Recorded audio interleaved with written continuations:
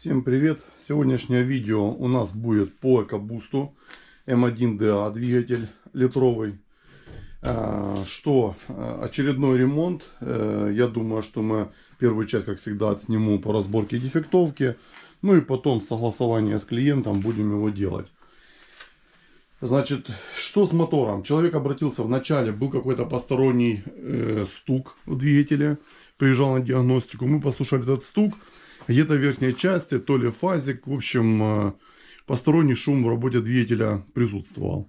Какое-то время он ездил с этим стуком, потом сделал самостоятельно где-то диагностику. Как он сказал, что у него растрескался блок внутри, они эндоскопом смотрели, увидел какие-то трещины в цилиндрах. Это с его слов.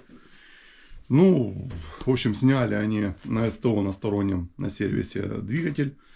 И вот привезли в таком вот виде. Немножечко сняли обвес с него.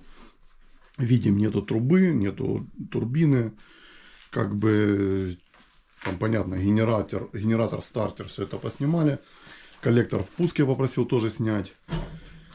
Ну, маховик сняли с этим самым, соответственно, со сцеплением. Кстати говоря, маховик мне нужен будет потом, ну то уже скажу, довезут. Так как фиксировать желательно, чтобы открутить шкив, центральный болт, нужно фиксировать маховик. Без маховика это будет сложновато сделать. В общем, так как затяжка здесь, конечно, конкретная этих болтов. Сейчас досниму обвес.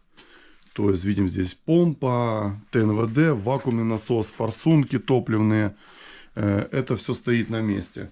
Также датчики фазовращателей. Ну, понятно, что теплообменник, все это я сниму. Ну и будем добираться, смотреть, что же произошло с этим мотором. Есть ли там трещины, правда, и что был за стук, с которым человек ездил. Поэтому заварите чаек, кофеек, усаживайтесь поудобней. Мы с вами начинаем разборку, дефектовку экобустика очередного. Погнали. Снял я оставшийся обвес, снял же клапанную крышку. Думаю сразу проверить, как установлены метки. И уже по распредвалам у нас несовпадение. Я поставил приспособление с волшебного чемоданчика. Здесь QR-кода вверху. То есть мы плотненько одеваем на шейку до упора. У нас не попадает ни на шкиве штифт. То есть нет у нас отверстия. Вот здесь. Не закручивается до конца упор коленчатого вала. Видите, до сколько?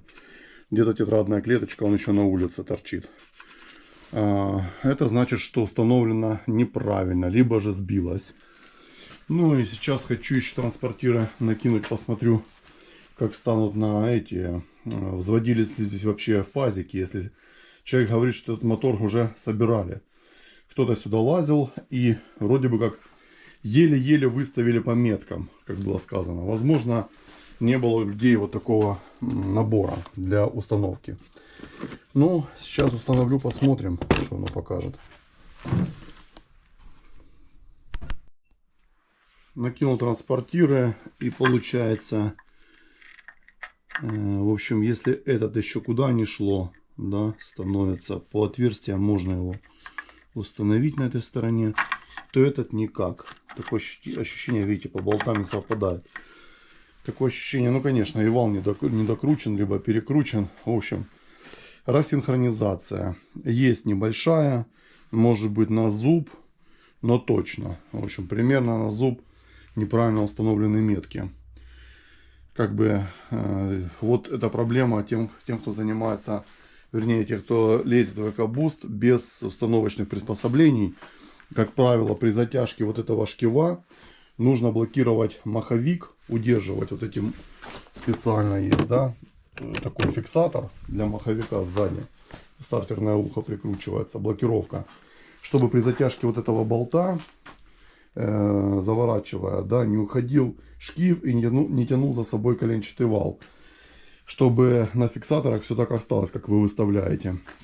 Если у вас нечем удержать, то, как правило, даже если вы вроде бы поставили все по меткам, начиная затягивать, а затяжка здесь очень мощная, так как бесшпоночная посадка ремня ГРМ, то все у вас сбивается. И потом, проворачивая после затяжки дважды коленвал, нужно проверять.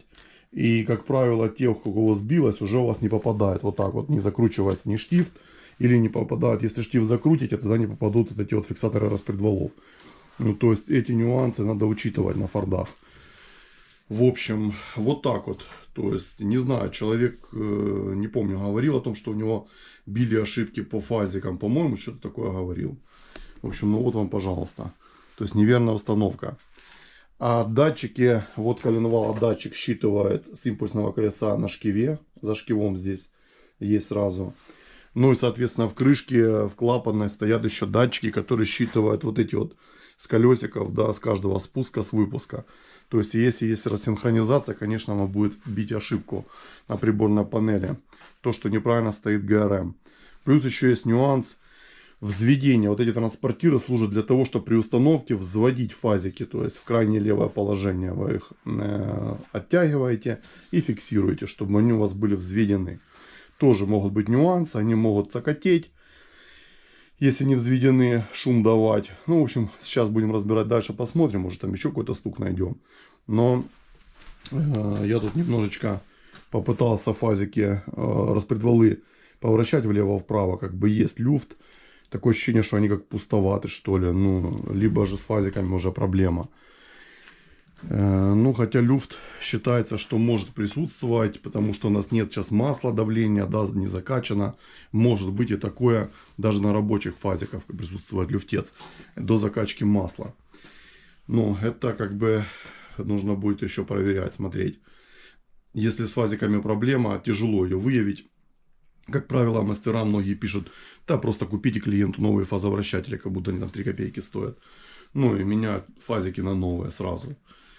Такой вот нюанс. Ну ладно, будем, в общем, отвлекся немножко. Будем продолжать разборку нашего экобуста, но уже метки у нас неверно стоят. На зуб так точно. Снял поддон, переднюю крышку. И смотрите, наблюдаю маслоприемнички. Какой-то вот такой кусочек. Кусочек с чего-то. Что-то ломанулось, ребята. И кусочек этот не магнитится, но похоже, что это поршень. Похоже, что это юбка поршня, ребят, по виду. В общем, он не магнитится, этот кусочек. Вот магнитик мой. Видите, сама это магнитится. Похоже, поршню хана. Так, ладно, продолжаем разборочку. Снял ГБЦ, нашел проблему у нас с вторым поршнем. В общем, стук у нас вот такой и был. Из-за того, что, похоже, снесло юбку, значит, перекладка, и стучит он в цилиндре. Вот второй у нас. Ну, головку чуть-чуть вернемся позже, разберу, посмотрим, что там. Нужно будет посмотреть. Кстати говоря, здесь уже вареная голова.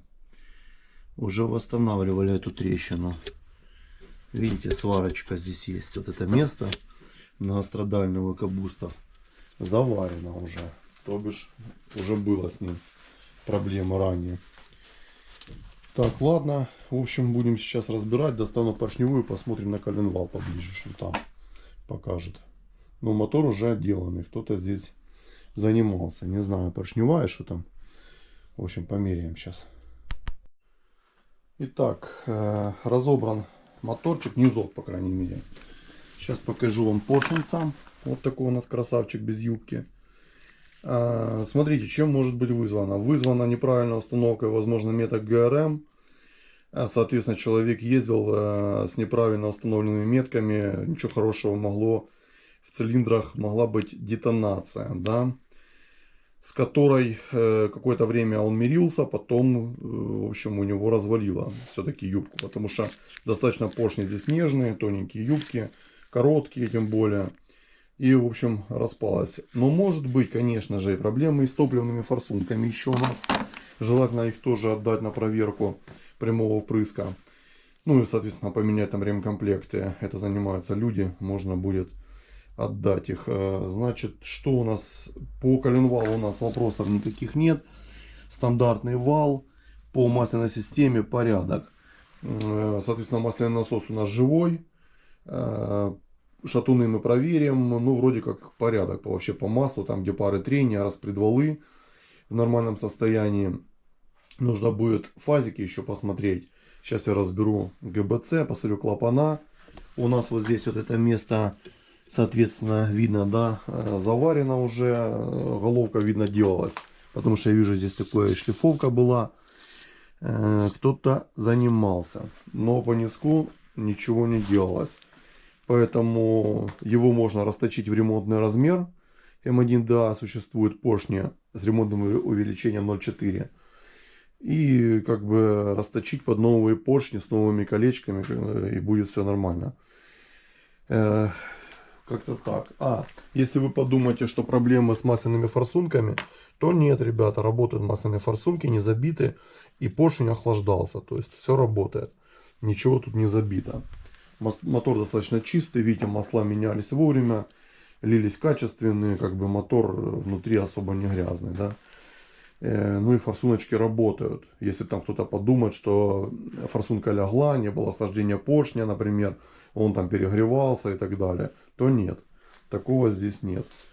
В общем, сейчас тогда я разбираю ГБЦ. Ну и понятно, вся картина уже будет ясна, что там у нас еще на направляшке клапана, состояние седел посмотреть. В общем, как-то так. Продолжаем разборочку нашего экобустика. Итак, разобрано ГБЦ. В общем, что, направляющий никто здесь не менял. Болтаются, люфты есть. Соответственно, под замену нужно это все делать. Но это мелочи, расходники. Головка уже варена. Антифриза следов не вижу, эмульсии в моторе. Вроде бы как все в порядке. Нужно будет с клиентом пообщаться по поводу утечки антифриза. Была не была, может быть, ее еще повторно нужно будет на опрессовку сдать. Но не вижу я здесь никаких проблем. Зачем менять блок, тоже не вижу, если его можно расточить в ремонтный размер. В общем, головку обслужить. И, в принципе, можно собрать нормальный моторчик. Наверное, будет вторая часть, скорее всего, точно по ремонту. Поэтому буду закругляться. Тем, кто смотрел, подписывайтесь на канал, ставьте лайки, пишите комментарии, колокольчик, чтобы не пропускать новые видео. До скорых встреч, будьте здоровы, не ломайтесь. И мирного неба вам над головой.